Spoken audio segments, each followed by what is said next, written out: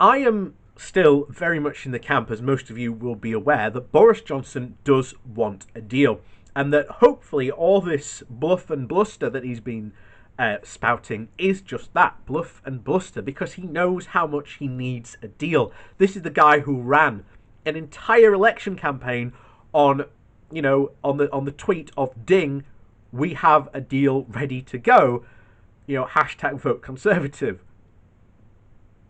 And arguably won the election based on that promise, on that potential lie. So the big question comes is, can Boris actually pull it off? What deal is he going to get? Who is it going to please? Who is he going to betray and backstab for it? As we discussed just a couple of weeks ago, Boris Johnson is in a very unique position where no matter what he does, he will end up betraying someone. It's just, who is he going to betray? It's all just a matter of time. And so, of course, we go to The Guardian, who has this very nice piece, which, again, we're going through it because it's what I constantly say: Boris wants a deal. So, Boris Johnson's tough talk on a no-deal Brexit may not all it seems to be. So the Prime Minister has spoken, and as a result, we have a standoff. While Boris Johnson demands a fundamental change of approach from the EU, the 27 heads of state and government, for their part, on Friday, called on the UK to make the necessary moves to make an agreement possible. There were, of course, the usual half-truths. For the record, the UK has been asking for significantly more than a Canada-style relationship, including visa-free travel for short business trips and mutual recognition of qualifications. The EU has been clear for some time that the UK's size and proximity would necessitate safeguards that weren't felt to be needed for the Canadians. And Australia has a number of agreements in place with the EU and is seeking a free trade agreement to improve on the World Trade Organization terms. So neither analogy is particularly accurate. But let's not get bogged down in the facts. The key question is, what now? Nothing that has been said over the past 24 hours means the deal is impossible. Boris Johnson has not ended the negotiations, and Michel Barnier, the EU's chief negotiator, has been instructed to continue negotiations in the coming weeks. He's in fact due for arrival on London on Monday.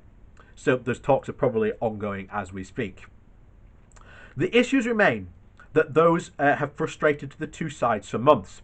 The EU's desire is to ensure that the UK does not undercut its standards. The fear in Brussels that the UK subsidies might give British companies an unfair advantage if allowed tariff-free access to the EU market and, of course, fish. What is clear is that a deal is not a matter of one side blinking first. Both will have to make concessions. The precise nature of such concessions will be a matter for the negotiators, but it is not beyond the wit of a man to come up with solutions that appear entirely appropriate in the UK and prevent excessive subsidies, without the need for London to be explicitly bound by EU law and under the authority of the EU's court. And as for fish, given that we export most of what we catch and import most of what we eat, you would think that it was common sense would suggest a way through.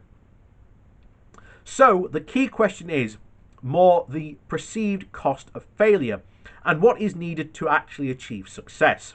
Certainly the difference between a deal and a no-deal outcome is smaller now than it has ever been in the past. The withdrawal agreement signed last year removes a number of the issues outstanding from UK membership, as well as the fraught question of the Irish border. And the trade deal being sought by the British government is significantly thinner than that negotiated by the previous incumbent of number 10. Be this as it may, there are still real advantages for getting a deal. For one thing, it would limit the economic cost and the disruption once the transition period comes to an end on the 31st of December. For another, it would mean that relations between London and the 27 other states would remain somewhat relatively cordial, rather than descending into mutual recriminations and finger-pointing.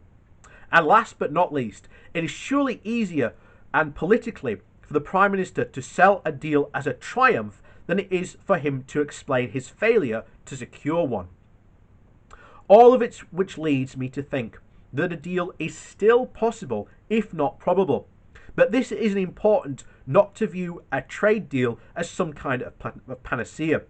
Even if one was signed, modelling by Thomas Sampson from the London School of Economics suggests that the negative economic impact will, over time, be larger than the one of the pandemic. Whatever the outcome of the next few weeks, Brexit will continue to cast a shadow over the Prime Minister, and what he said will be a year of recovery and renewal.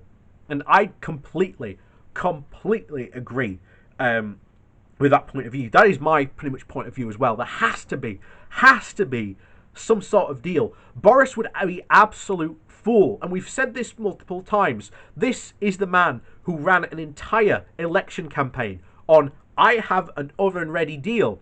Don't worry, folks. You can trust me. Vote for it. Bingo, bango, bongo. Here it is. Fresh out of the oven.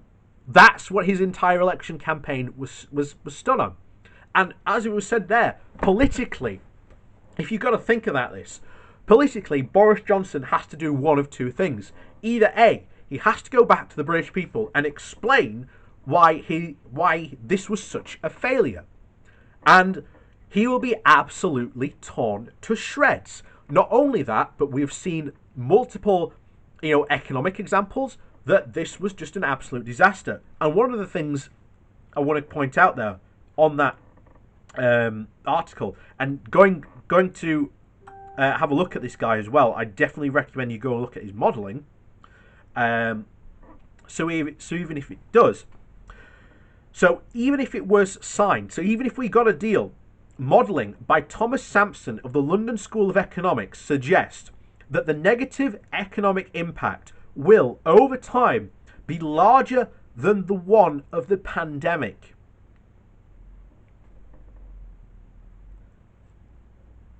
Says it all really quite there.